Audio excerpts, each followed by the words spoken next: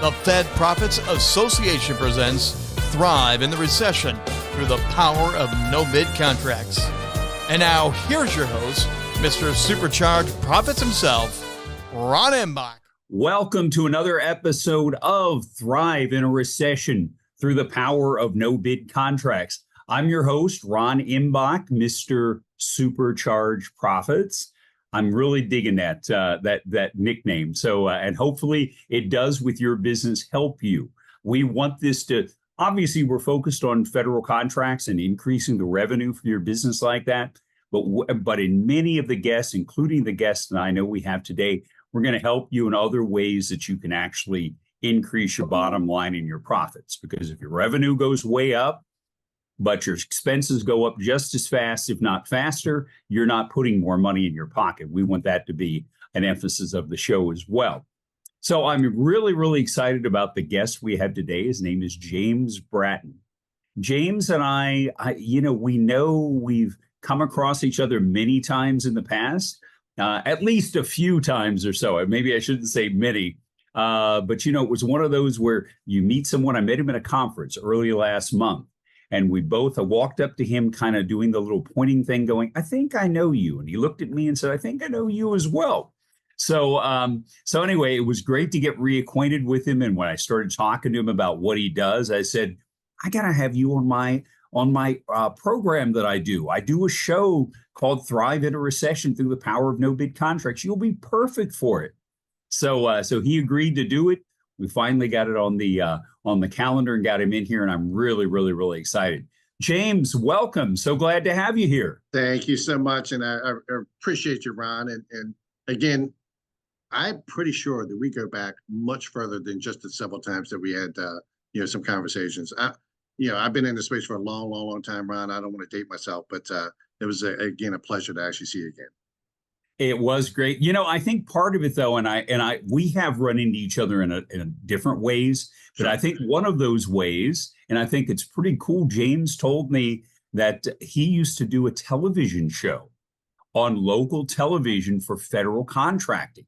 So he's been doing this for a long time. And when he mentioned to me, it's like, well, you must do some things on television or radio or something like that. And then I find out he's a TV star. Okay, come on, you're the I don't know about star, but I appreciate you, brother. I appreciate you. Well, James, why don't we get started with just tell us a little bit about what you do right now, and then we're going to get into some great questions that I know are going to really be helpful for our audience. Could you just tell us a little bit about what you do now and what you've been doing? So I'm the president and CEO of a company called EZGovOpps Marketing Intelligence, which is a federal procurement marketing intelligence platform. So what we do basically kind of make it extremely simplistic. Everything that produces out of the federal government in a sense of procurement, non-top secret, we call it three-letter agencies. We gather all that intel, all the supporting docs. We have a huge analyst team that kind of connect the dots. So incumbent information, who's actually on the contract, how much, when does it end, and then the entire history of that individual procurement. So we try to help our clients, obviously thrive. You mentioned that word, which is a strong word, which is apropos here, and obviously to help win contracts. That's obviously what we do. So all that intel behind the scenes, clients purchase our platform. We're called Marketing Intelligence. Fortunately for us, there's 3 players in the space, and we're very blessed to be one of those 3. It's a really competitive space, but it's an awesome space if you want knowledge and power. Great. Perfect. That's great. That's a great little just kind of summary for us so we know. But, you've been working in the federal government space. Did you tell me, and again, I'm not trying to date it because I say 30 plus years for me as well. But haven't you been doing this about 30 plus years as well? Yeah. I've been in the procurement space for, again, I'm almost dating myself, just shy of 40, actually. So. I didn't ask you had to go to 40. That's why I just said, exactly. I use 30 plus now, even though I'm almost 40 as well. Just shy of 40. Actually, when I got out of college, I got into procurement. So, right. Yes. So I've been basically weaned in this particular space. Federal government contracting, I got into roughly about 22 years ago. So that's where my strong suit really kind of applied itself, kind of my expertise. Okay. Well, and you've probably seen a few of our shows. I've talked to you a little bit about. the show and what we try to emphasize.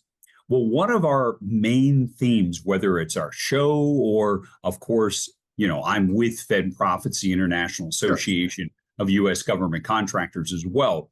But one of our overall themes, the foundation of what we do, is building relationships. Build relationships with federal decision makers. Can you talk a little bit about that and how you've seen that to be just incredibly important for companies when they're trying to win federal contracts? Absolutely. And one of the biggest challenges when it comes to trying to track, the folks that make decisions, especially with government agencies, there's multiple levels of tiers. There's contracting officers, which kind of the baseline, the COTARs, those folks, they're really associated with certain procurement. Then there's the program managers, which are directly above them, which actually dictate acquisition strategy for the individual procurement. And then there's a higher tier. We call it the veto position, very important top official, which would be the CTOs, the CIOs of the respective agencies. So every government contractor, they obviously want to hit all three tiers.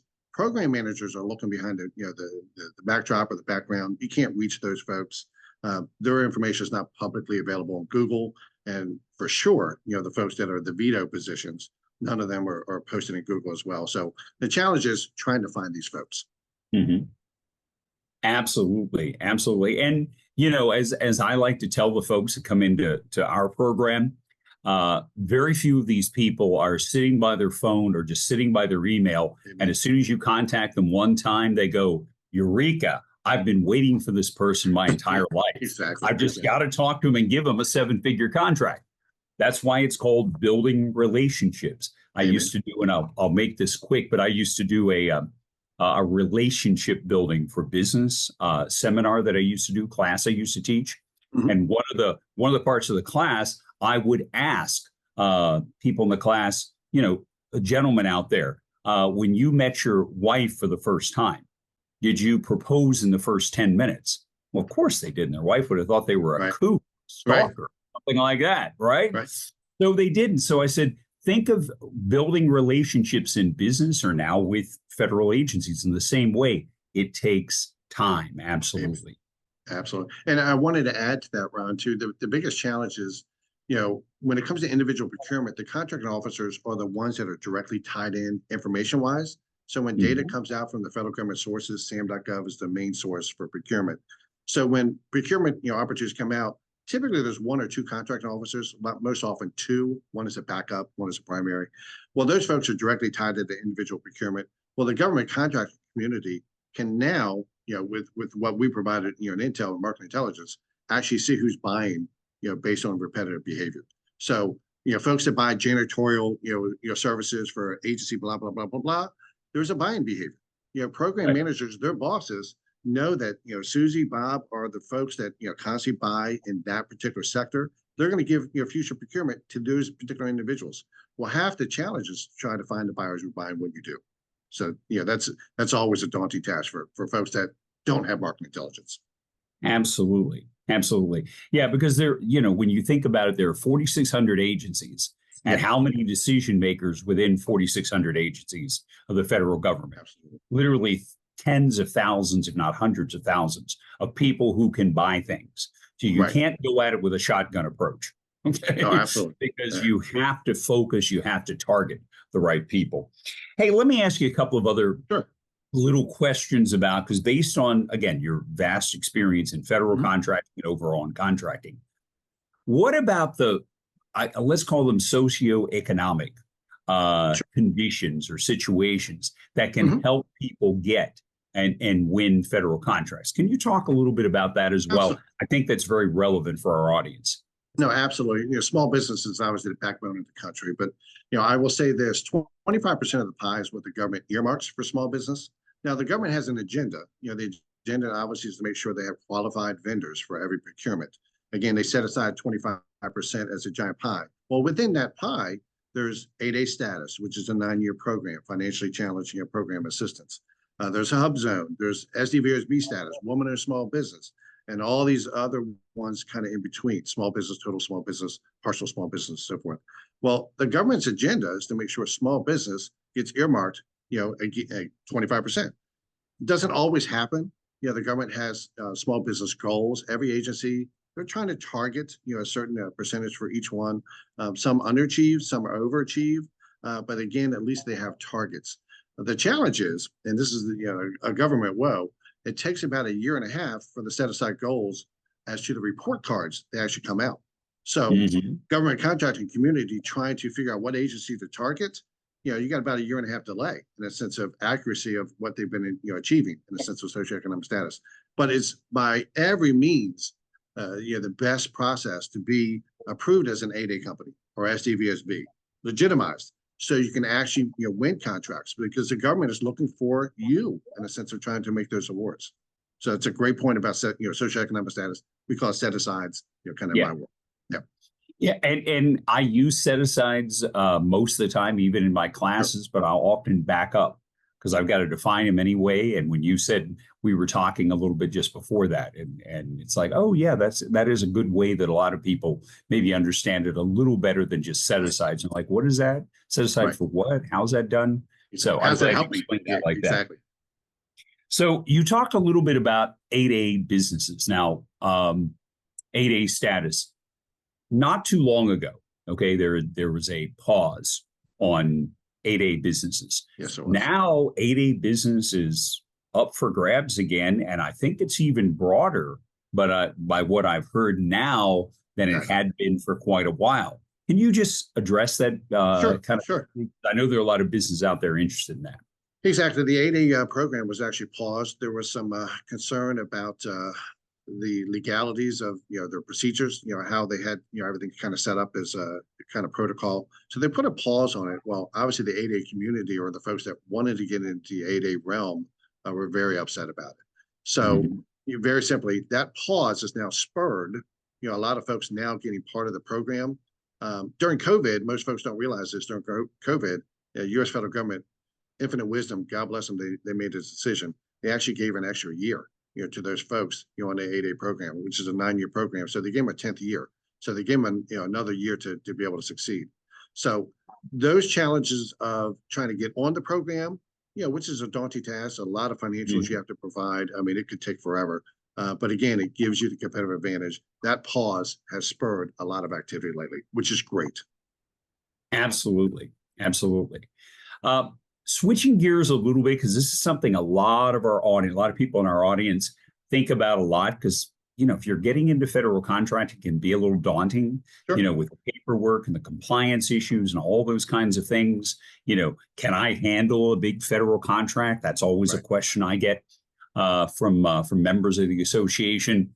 So the federal government encourages teaming because they realize small businesses often don't have the capacity or the expertise, or maybe there's a complicated contract that involves a number of different services or products. Okay, and maybe a small business only focuses on one of those. So what's the way to solve that?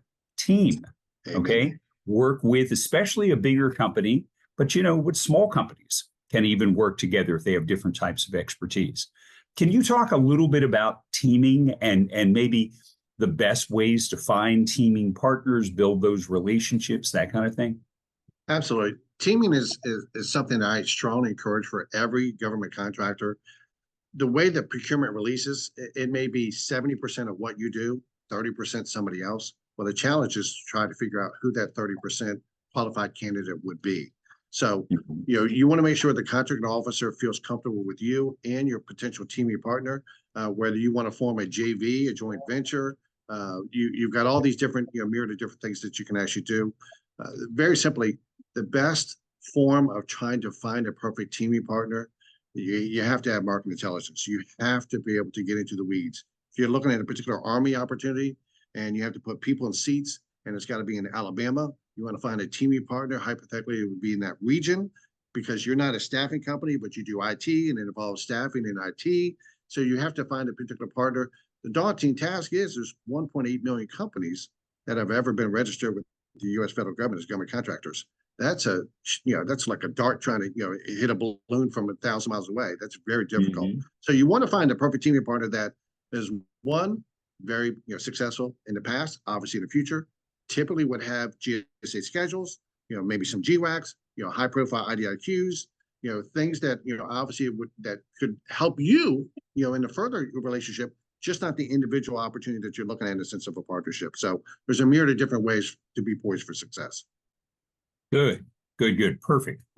Yeah, because I get that question a whole lot from people about teaming partners, because we stress teaming a lot as well. And again, I think it's a way you can get started, but I think it's also a way that, like you said, to be able to just have access to so many more contracts, because we even talk about, teaming with folks with set aside certifications, so if someone's got a set aside, you don't, and you're like, no shot at that contract, you might be able to work that out again through teaming. So that's why the federal government, we know, encourages that. Now, as far as finding the best opportunities, okay, where to find them, how to find them, and, they could be teaming, they could be subcontracting opportunities, all kinds of things like that. Where do you think are some of the best places to find that information, best ways? That's a great question. The SAM.gov has about 85% of the procurement pie. So outside of that, they're coming through GSA schedules, or they're going through GWACs. There's some vehicles out there, CIOSP 3, which they have a new iteration, CIOSP 4. Unfortunately, there's been some protests. But there's larger vehicles out there that you can get a seat at the table. Those particular vehicles, it's awesome to get on those particular vehicles. You'll be one of, I'll give you an example, 8A Stars 3 has 1,109 vendors on that particular vehicle. There's about 1,000 task orders have been issued thus far. It's a relatively new contract vehicle in a sense of its new iteration. It's IT focused. But the beauty about getting on that, you got to see the table. There's only 1,109 people. I know that sounds like a lot, but it's really not compared to schedules. But now you got to see at the table. Now, what I call the abyss, the government doesn't want you to know all about the task orders and the potential recompete, I should say. Those particular avenues pose great opportunities for any company on an 8A Stars 3 vehicle in that particular example. It just truly gives you a competitive advantage. Great, super. One last thing, because I get this question again on a regular basis. So I like to bring every question I get here and have an expert like you answer. I usually try to give them an answer, but I want you to say it as well. And I wanted to hear it more time from more people that have a lot of experience. GSA schedule.